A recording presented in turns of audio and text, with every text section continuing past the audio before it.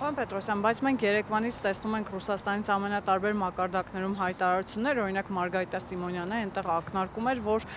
Հայաստանը շատ անշնորհակալ վարք է դրսևորում եւ մենք շուտով կհասկանանք, թե ինչպես ենք վարվելու Հայաստանի եւ Հայաստանում ապրող մեր քաղաքացիների հետ, ինչպես ենք նրանց իրավունքները պաշտպանելու, նախ ընդհանուր առմամբ ինչպես կարձագանքեք նման հայտարարությանը, որովհետեւ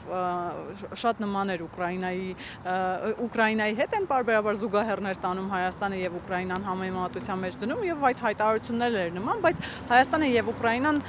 տարբեր իրողություններ են, դա էլ հասկանանք եւ այսօր արդեն Մեդվեդևն էր արձագանքել Զելենսկիի այցին, կարծես թե ամենախնդրահարույցը Վլադիմիր Զելենսկիի այցն է եղել, ինչպես հասկանալ այս հայտարարությունները եւ տողատակում եղած սպառնալիքները, սրանք պարզապես սպառնալիքներ են, թե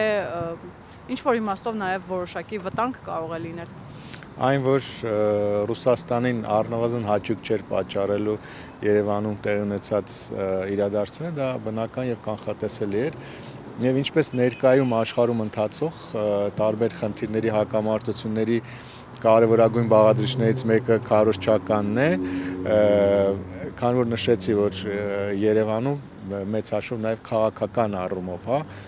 այս միջոցառումների քաղաքական ուղերձներն էլ եւ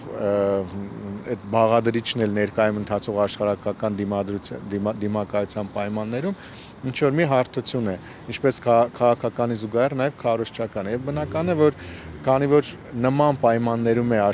աշխարհում ստեղծված բարդագույն իրավիճակի պայմաններում է այս իրադարձությունը, բնականաբար քարոզչական մակարդակում էլ մենք տեսնելու ենք նման անդրադարձներ եւ Մարգարիտա Սիմոնյանի անդրադարձել բնականաբար այդ հարթությունը, որովհետեւ նույն առումով ես չեմ կարող, տեսեք, կա դիմակայություն եւ դա շատ նորմալ է, դրա համար նշեցի, որ մեծ հաշվով Ռուսաստանի համար առնվազն եթե չասենք մտահոգիչ գոնե տհաճ է այն ինչ որ այստեղ տեղի ունենում, բայց միևնույն ժամանակ Ռուսաստանի ազդեցության